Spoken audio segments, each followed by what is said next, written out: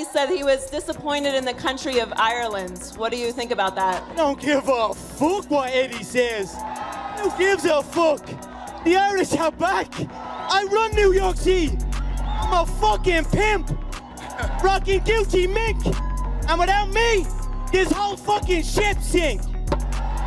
For a really long time, Conor McGregor was the absolute main character of the fighting world. He shot to the top super fast, becoming the UFC's very first double champion, and was basically the most famous fighter on earth. Bro looked totally unstoppable. He also had the craziest trash talk, coupled with a knockout power that left other guys sleeping on the mat, and a lifestyle that was just flexing non-stop with Lamborghinis and private jets. It really seemed like he was living out a perfect dream that most fighters never even get close to. The poor kid from Crumlin, who used to live on welfare money, had completely leveled up into the Notorious, building a massive empire that went from UFC belts all the way to his own whiskey brand.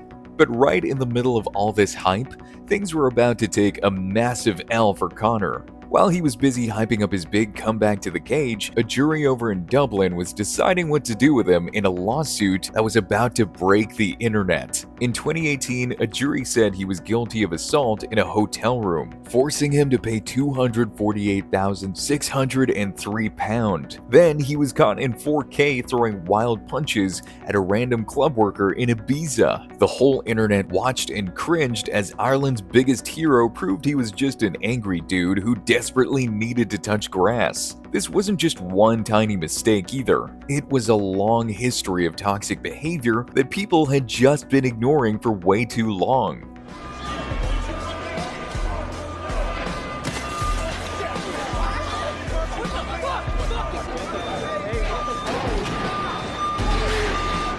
All of a sudden, everyone was asking, how did Conor McGregor fall off so hard? Well, the drama got way worse when his sponsors started ghosting him. The video game company IO Interactive deleted him from their Hitman game. Huge stores like Super Value, Tesco, and Witherspoons completely ripped his whiskey and beer right off their shelves. Bro fumbled the bag so bad that colleagues should probably teach a class on it. Public opinion completely flipped on him after that crazy video from Ibiza dropped in June 2025. The footage showed him at Pacha nightclub throwing two solid punches that knocked a regular employee straight to the floor. And the internet didn't stop there. People started digging up all of his old cancelled moments, like the time he slapped a phone out of a fan's hand at 5 a.m. outside the Fontainebleau Hotel in Miami, stomped on it a bunch of times, and stole the $1,000 phone, getting himself arrested. But honestly, the worst look was how he acted when he lost to Dustin Poirier. After snapping his leg, instead of being a good sport, he sat on the floor and screamed nasty insults at Poirier and his wife while the whole world watched. While other fighters were gaining fans by acting like decent humans, Conor was speedrunning how to ruin his reputation. In October 2025, he got hit with an 8-month ban because he skipped random drug tests. This meant he couldn't even fight until March 2026. And then the final boss of bad news hit.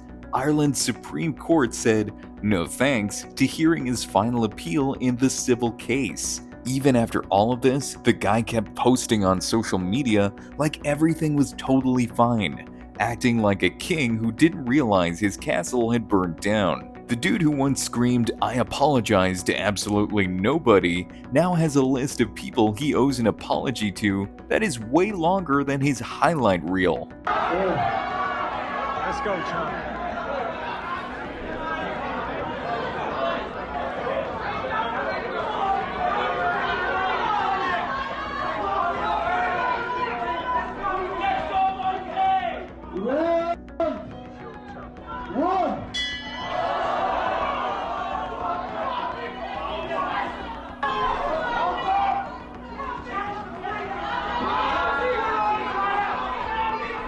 To figure out why he acts so delusional, we need to take a look at his origin story. Way before the lawsuits, the cancelled moments, and the Twitter fingers, there was Crumlin. Crumlin wasn't just a broke neighborhood as some people would say it was also a super dangerous one. Two of the worst gang wars in Dublin happened right there. First was the Crumlin Drimnagh War in 2000, when Conor was just a 12-year-old kid. People he actually knew lost their lives. There were drive-by shootings on scooters and firebombs getting thrown at houses.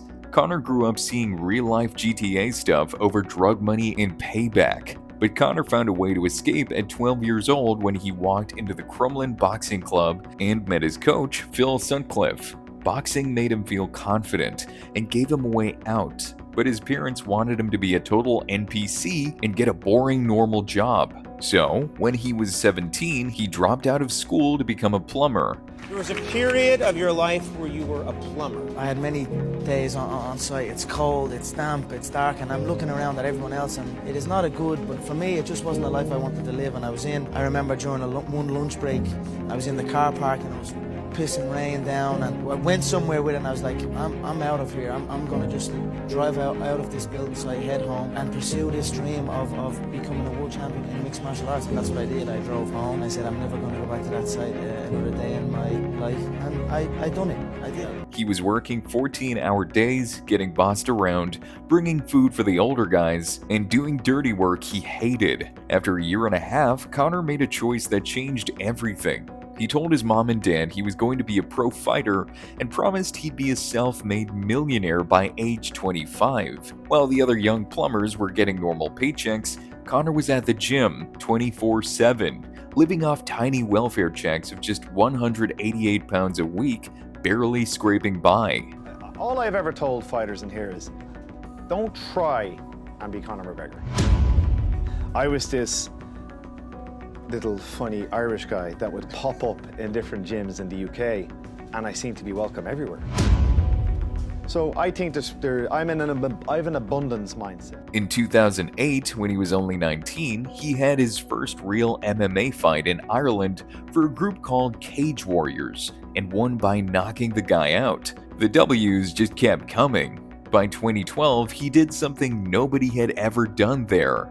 He became the champion of 2 different weight classes at the exact same time. When Conor finally stepped into the big leagues of the UFC on April 6, 2013, he fought Marcus Brimage. Marcus was pretty good, but the notorious Conor put him to sleep in just 67 seconds. That knockout was the tutorial level for Conor. Once the UFC saw his crazy left punch, they were about to realize his mouth was even crazier. That's when the legendary trash talk dropped. He wasn't just winning, he was telling everyone exactly how he was going to win, and then actually doing it. He told Diego Brandao he'd knock him out in round 1, and he did it.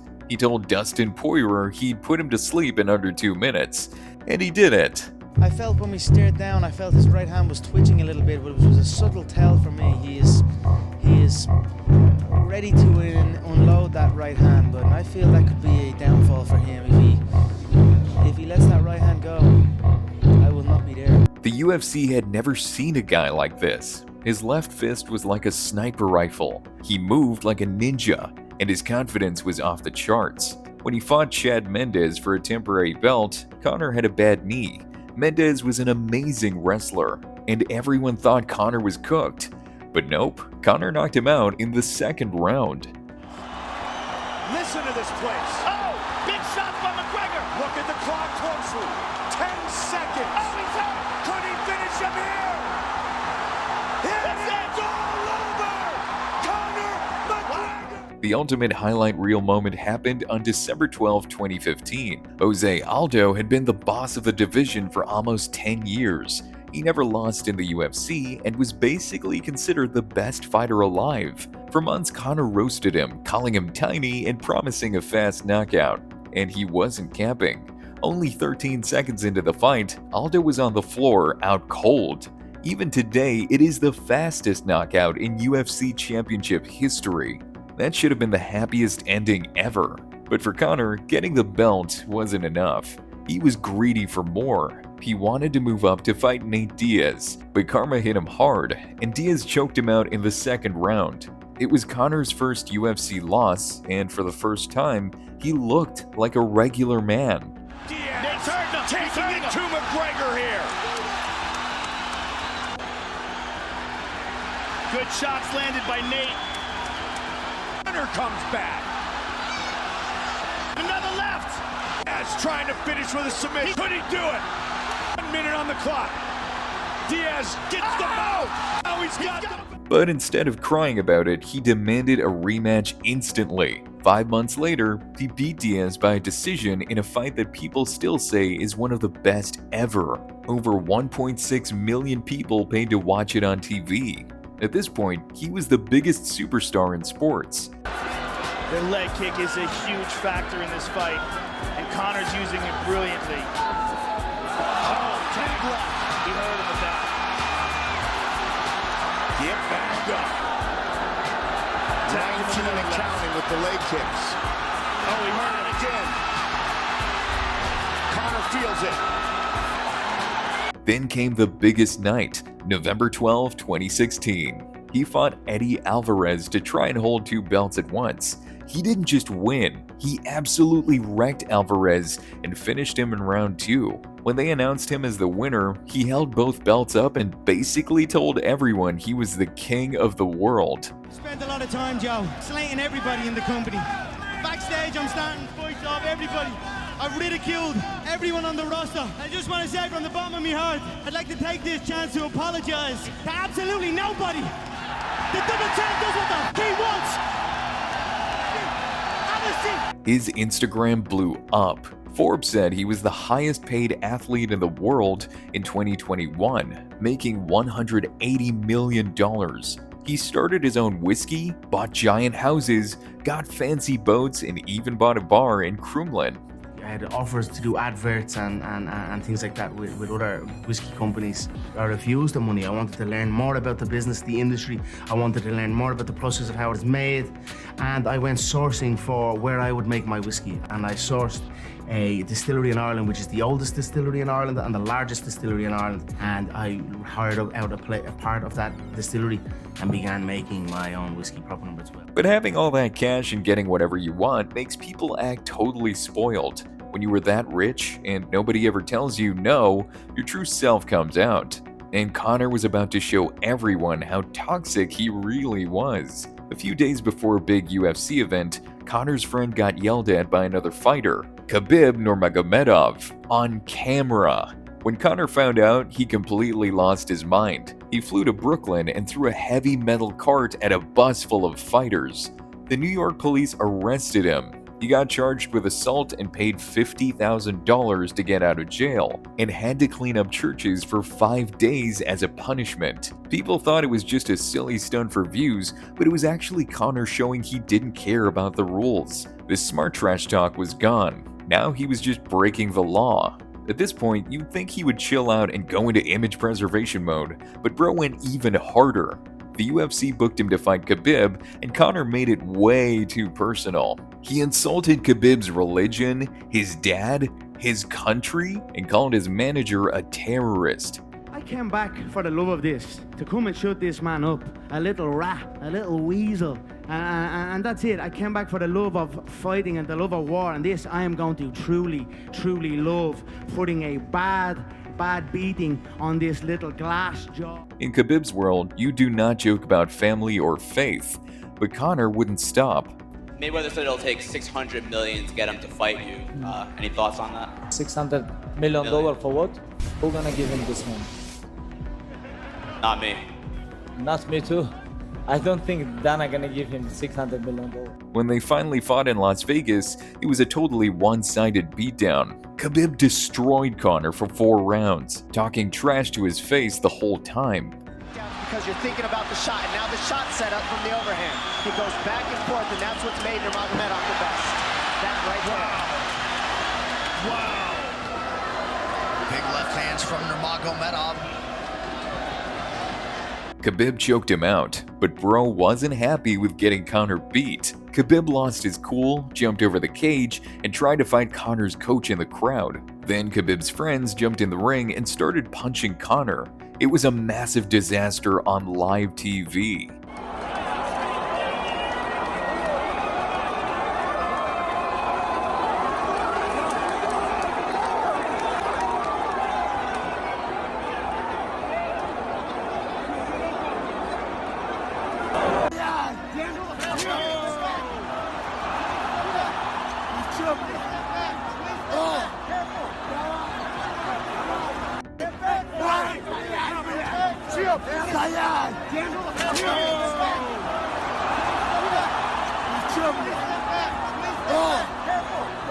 I know this is not my best side. You know, this is not my best side. You know, I'm human being, and like I don't understand how people can talk about I jump on the cage. You know, what about he talk about my religion? He talk about my country. He talk about my father. He come to Brooklyn and he broke bus. He almost killed couple people. What about this? What about this? Why people talk about I jump over the cage? They both got suspended and fined a ton of money, but at the end of it, Conor's reputation was totally cooked. While all that was happening, Conor kept acting like a menace. In March 2019, a fan in Miami tried to take a picture with him. Conor slapped the phone away, stomped on it, and walked off with it.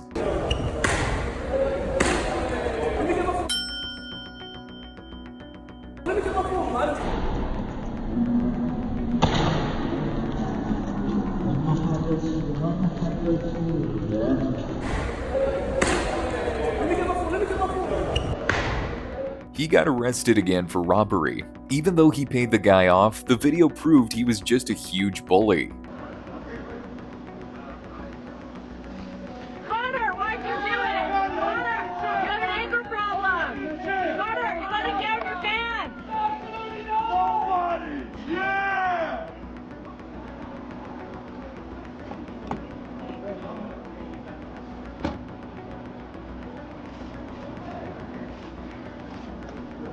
A month later, he was in a pub in Dublin. He tried to give an older man a free shot of his whiskey. The guy said no, so Conor literally sucker punched him right in the face. The UFC boss called it awful. In court, they found out Conor had 18 old legal issues. He had to pay a £1,000 fine. There he is. Conor, why'd you do it? Conor, what's the message to your fans? Conor, what's the message to your fans, Conor? Why'd you do it, Conor?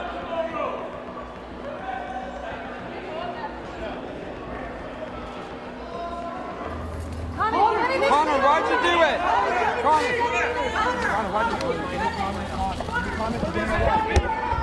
Meanwhile, his fighting career was also tanking. He beat Cowboy Cerrone fast, but then he fought Dustin Poirier again in 2021. Dustin completely folded him and knocked him out for the first time ever. Conor was super salty about it and demanded a third fight. This time, he went way too far, screaming gross stuff about Dustin's wife and saying he was going to literally put Dustin in a grave. You're only a little. Your wife is your husband. You're only a little of a thing, a silly little hillbilly. Joe Lee's wife! Joe Lee's wife! Joe Lee's wife! During the fight, Dustin was beating him up badly. Go figure. Then Conor stepped backward and his leg snapped in half. The fight was over immediately. Conor sat against the fence with his broken leg and kept screaming at Dustin and his wife. What was going? I was boxing the bleeding head off him, kicking the bleeding leg off him. Usual shite dive to close the distance. This is not over. If we had to take this outside with him, it's all outside. I don't give a. He said that he believes that one of the kicks that he checked is what broke your leg. There was no check. There was not one of them I checked. Even Joe Rogan looked totally grossed out by Conor's attitude. He wasn't the cool guy from 2016 anymore. He was just a sad, angry dude throwing a tantrum. He is a lying, two-faced, hypocritical sack of shit. And I hate him so much that I love to prove that he's a lying, hypocritical, two-faced piece of shit. People online were not holding back. He had to get metal plates in his leg, but he still sat in his hospital bed tweeting insults and then deleting them. And now it was official. The king of trash talk has degraded into a lowly internet troll. While bro was healing his broken leg, a massive secret was catching up to him. Back in 2018, a woman named Nikita Hand said Conor attacked her in a hotel. It took until November 2024 for the case to finally reach a jury. Nikita told the court he put her in a chokehold and the jury agreed with her. They made him pay nearly £250,000. Nikita cried tears of joy outside the court. I'm also deeply grateful for everyone who supported me, those who believed in me and stood by my side throughout this long and painful journey. This appeal has re-traumatized me over and over again. Being forced to relive it, what happened has had a huge impact on me. To every survivor out there, I know how hard it is, but please don't be silent. You deserve to be heard. You also deserve justice. Today I can finally move on and try to heal. Thank you. Conor went into hiding and just tweeted that he would appeal it, but at this point, everyone and their mother dropped him. His video game deals vanished, and giant supermarkets completely banned his whiskey and beer. Even the airports in Ireland threw out his alcohol. The brand he sold for $150 million was now basically radioactive. Never been a world champion. You have a chance here. You're downplaying everything. You haven't fought here. Why don't you come get I own this thing. What are you talking about? I'm the owner. I book the matches. You need to climb for a world title. Otherwise, you're here today, gone tomorrow. A fart. Michael Perry, a fart in the wind. You would think getting publicly embarrassed by his whole country would make him log off and rethink his life. Nope. In June 2025, he was back in Ibiza punching a random worker named Joe Gomez in the face at about 6 in the morning. The video went mega viral.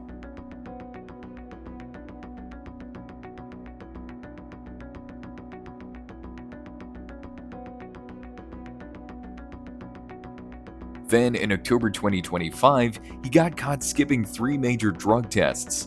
Conor McGregor was getting ready to set sail across the Mediterranean Sea when he received a visit from a United States anti-doping agency representative on his yacht Friday morning. The Notorious tweeting, "What's going on here, UFC? USADA has just arrived on my yacht this morning for testing. I'm retired, guys, but go on then. I'll allow them to test me.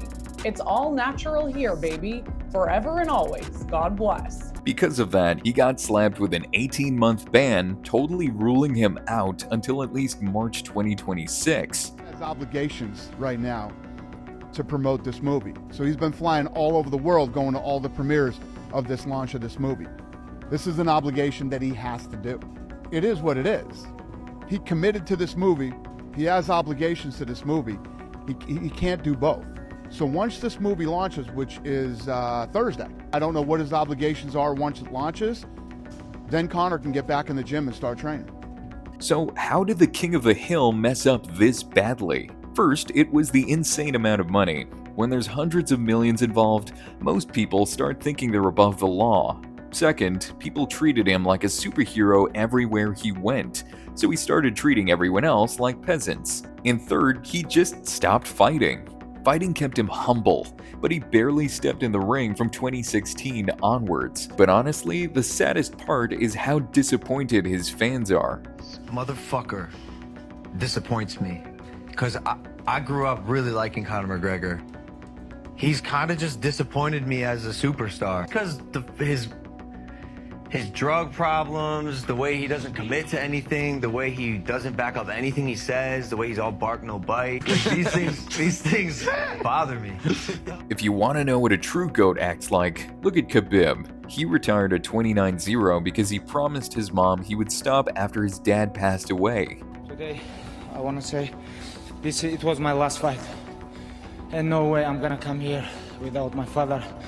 It was first time when, after what happened with my father, when UFC called me about Justin, I talked with my father, my mother, 3 days. She don't wanna I go fight without father, but I promise her it's gonna be my last fight. And if I give my word. Or look at Dustin Poirier. He runs a charity, builds playgrounds, and helps people in need. Conor could have been the ultimate role model. Instead, he chose to be the perfect example of how being selfish and greedy can ruin your life. Now we are past March 2026, meaning his drug test suspension is technically up, but he still hasn't won a real fight since 2020. Honestly, I doubt anyone really wants to see him fight anymore. Conor McGregor body evolution makes you wonder if he is all natural after he broke the leg.